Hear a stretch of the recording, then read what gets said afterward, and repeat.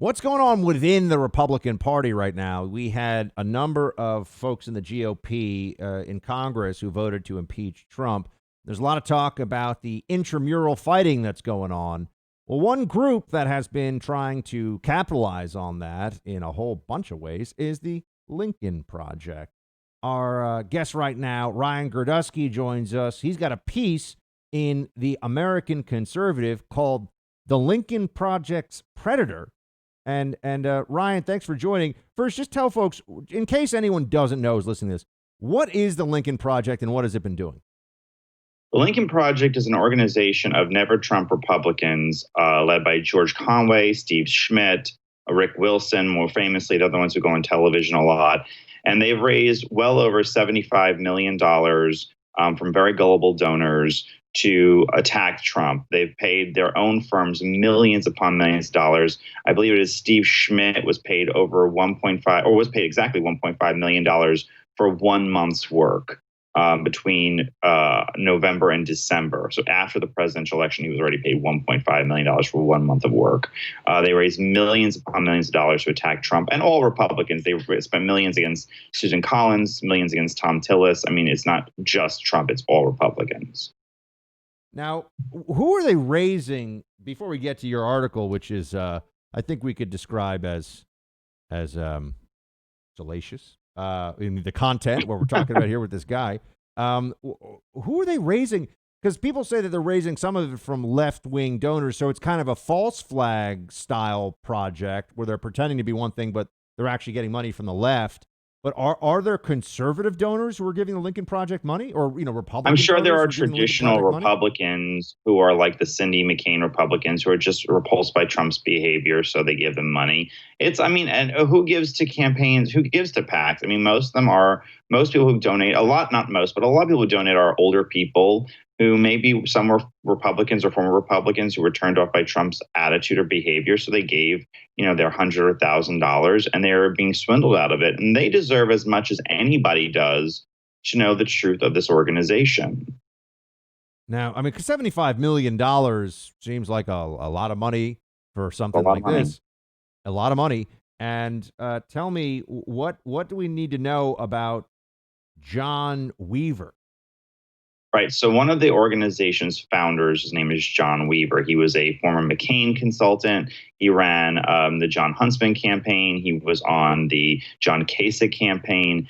John Weaver followed me on Twitter over the summer, which I have a fairly large Twitter following, but I didn't. But I thought it odd since I'm openly supportive of the president. And he runs this anti-President Trump organization. Well, within a day of him following me, young men were messaging me saying, be on the lookout. He reaches out to younger guys to sit there and offer them career advice, and then changes to approaching them, to asking them for sex or questioning about sex, and wanting them to call him and approach him in some kind of sexual manner. This was the accusation lobbied. So I tried to I spent months trying to get a source on record because I needed one. I'm not the Washington Post, so I need one on record source to come forward to admit that this happened to them and to make this accusation public. I can't just use anonymous sources. Well, I couldn't get one. People were afraid. Yeah, these are young guys. These are guys in their early 20s. And John Weaver's a man who's 61 years old and has a lot of money and a lot of lawyers. And they were afraid of their careers being destroyed before they started. Finally, over the weekend, I was so frustrated with some of the tweets coming out of the Lincoln Project that they were going to start tracking every employee of the Trump White House. Some of these people are in their 20s and 30s and just starting their life, trying to make them unhireable. That I said maybe I should reveal the story of a Lincoln Project founder who was approaching young men for sex and promising them work that never materialized. Maybe his wife would like to know.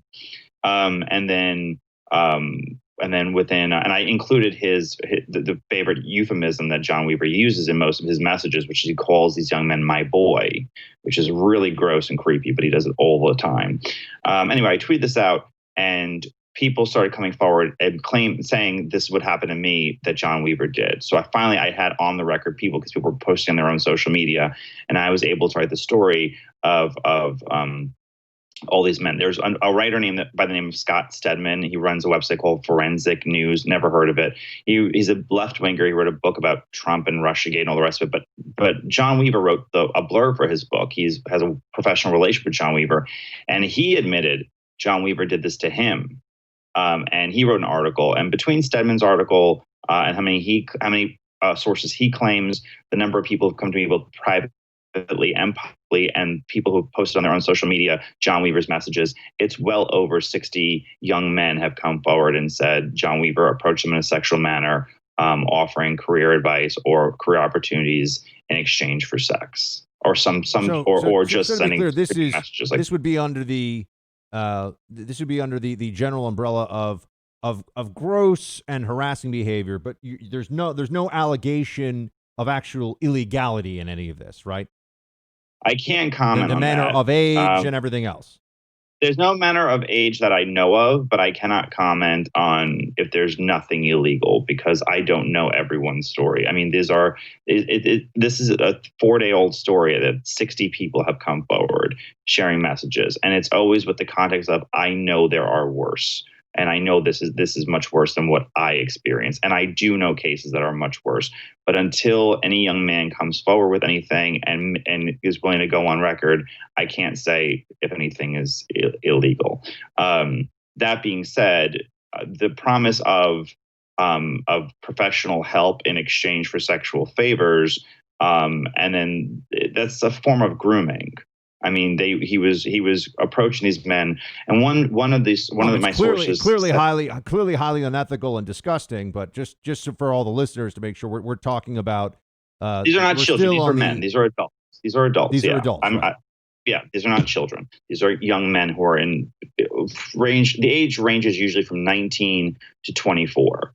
That's most of the men. They range that, and they usually come. Have you already gotten some backlash about this? I mean, I know you were on Laura Ingram's show talking about it. Yeah. I mean, liberals are like, "How dare you? You didn't attack Trump." Well, I wasn't reporting on the Trump story. I couldn't make heads or tails of any of his allegations against him. And saying you can be mad at one, not the other, or because you didn't speak up against one, but you can't speak up against the other. That makes no sense whatsoever. I reached out to Lincoln Project. They have not made any single statement. They never responded to all my inquiries. John Weaver has not responded to any inquiries on the subject matter. He blocked me from Twitter right afterwards, as did a few other high-level Lincoln Project members. The Lincoln Project has not said anything, but they did take down their webpage that showed John Weaver as a founding member. They got rid of it completely. And then they posted a link of the accounts you can trust. And ironically, they posted every Lincoln member founder except for John Weaver. We're speaking to Ryan Girdusky, author of They're Not Listening. He's also got a piece up on the American Conservative we're talking about now. Why should people in general now forget about the John Weaver story, which is a powerful DC insider abuse of power story, right? That's why you wrote that. Why should people know about the Lincoln Project? How much of a problem has it been, and will it be? Well, they haven't been very successful on their campaigns. Most of it is a grift. Most of their money goes to themselves or their companies or their LLCs. They spent a lot of money against Susan Collins. They failed. Against Tom Tillis, they failed. They failed on many aspects of their campaigning. But nonetheless, this is not an unusual situation for people to grift. Grifting is very, very, very real. And I think there's a lot of people who give their hard-earned dollars to organizations thinking they're furthering what their beliefs are. And most of it's going to salaries and lawyers. And very little of it goes to actually making a difference. And Lincoln Project's not alone in that perspective. But we're at a point right now where I can't tell you how many journalists are working on stories about, Turning Point USA and what goes on at their conferences, or Young Americans for Liberty, what goes on with their institution, looking into right-wing institutions for anything indiscreet when you have a major, major player. I mean, the Lincoln Project's founders were on television as of today, almost a dozen times since the story broke on Monday. And no one has asked them, hey, you have a co-founder who's been accused dozens of times of sexual harassment, of offering jobs for sex, of approaching young men in a creepy manner, dozens of times in just a few days. Do you have a comment on that? Nicole Wallace didn't ask it. Joe Scarborough didn't ask it. No one's asked it. And well, I think this I raises feel a like bigger issue, Ryan, as well, of what we can expect in the Biden administration in general from the press, whether it's a story that would fall under Me Too or grifting or just general abuse of power. If it's not, I think the question goes to even bigger part of it. They're running on this whole Trump is an unethical man. This is an unethical administration. Okay, fine. You want to make that claim, make that claim. Who else in the Lincoln Project knew about John Weaver and his actions? So I could tell you, I've had 4 people make accusations that at least 4 other Lincoln Project members knew about it openly and tried to suppress it. Not only did they try to, they didn't try to, tell John Weaver or oust John Weaver. They tried to kill the story because they didn't want it to come forward. So and they are complicit then in sexual harassment. Every single one of them that knew, and I guarantee you knew. And by the way, I will say this other thing about the John Weaver story. When I was getting close to publishing it the first time over the summer, John Weaver had a heart attack, quote unquote, where the Lincoln Project said he has a heart attack and whatever. I hired a private detective to reach out and to look at the nearby hospitals near his home in Texas and in Washington, D.C., and there was no record of a John Weaver ever going to the hospital. But they did know I was getting close to publishing the story. So I think that this is a very nefarious organization that is doing things and suppressing stories. And if it's now 60 accusations of either creepy texting or strange behavior or open harassment, or promising jobs for sex, and there's dozens and dozens in just a few days. What else is there? And unfortunately, journalists in America, they're looking for any other story that they could possibly do, rather than looking into an organization that raised over $75 million in a single solitary year to take on the president and the Republican Party. Ryan Girdusky, he's digging in, he's getting answers. Go check out his piece on the American Conservative, the Lincoln Project's Predator. Ryan, good to talk to you. Thank you so much.